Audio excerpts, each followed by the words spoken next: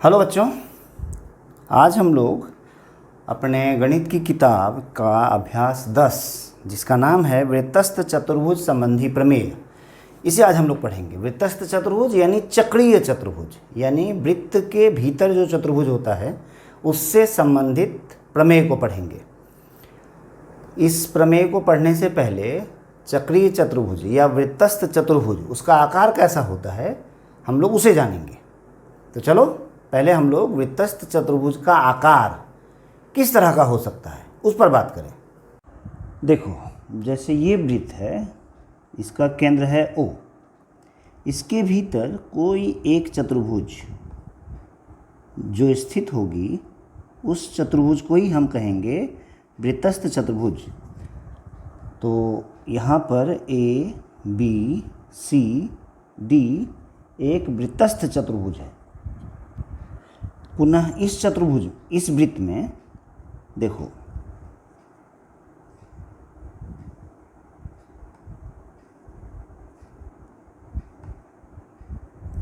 ये भी एक वृत्तस्थ चतुर्भुज होगी। इसके अलावा ये A, B, C, D ये भी एक वृत्तस्थ चतुर्भुज है।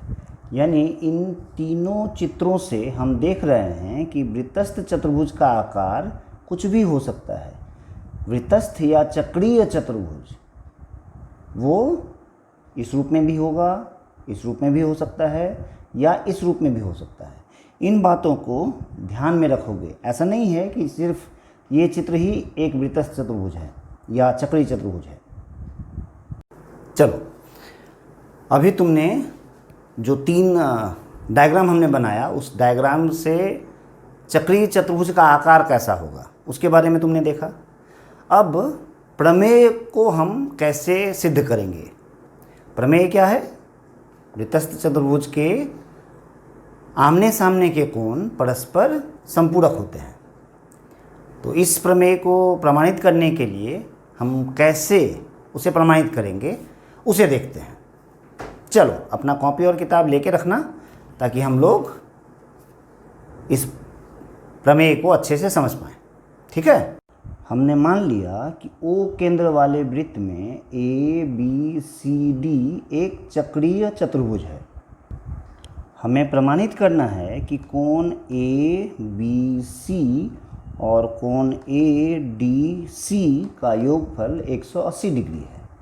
इसी प्रकार कोण DAB यानी ये कोण A और कोण DCB इन दोनों का योगफल भी 180 डिग्री है।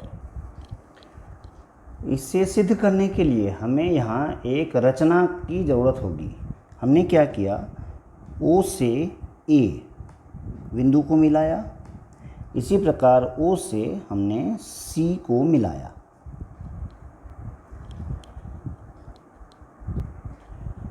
अब देखो, चाप ABC पर ये केंद्र का कोण है और ये परिधि का कोण है, अर्थात कोण AOC केंद्र का कोण तथा कोण ADC ये परिधि का कोण है। और हम जानते हैं कि केंद्र का कोण परिधि के कोण का 2 गुना होगा, अर्थात कोण AOC बराबर 2 इंटू कोण ADC। पुनः देखो, चाप ADC पर, इस चाप के लिए ये कोण परिधि का कोण है और ये कोण AOB का पुनर्युक्त कोण, ये परिधि का कोण है ADC चाप के लिए। इसीलिए कोण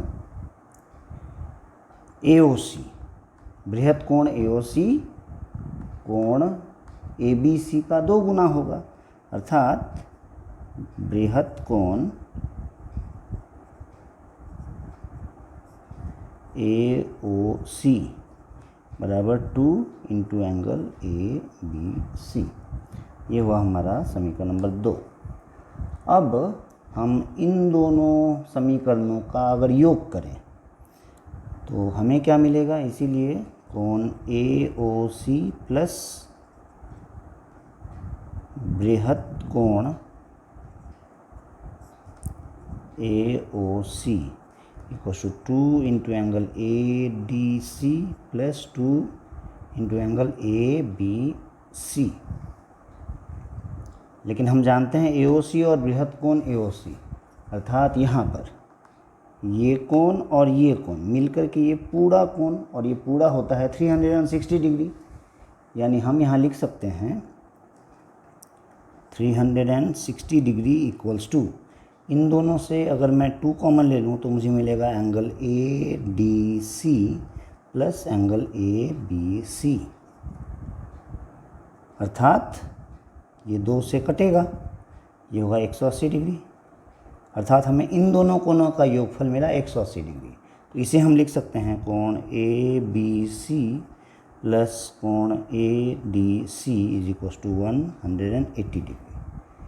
इसी प्रकार हम OB और OD, अर्थात OB और OD इन दोनों को मिलाकर हम प्रमाणित कर सकते हैं कि इन दोनों कोणों का योगफल 180 डिग्री है, अर्थात angle DAB plus angle DCB ये भी 180 डिग्री होगा, और यही हमें प्रमाणित करना था।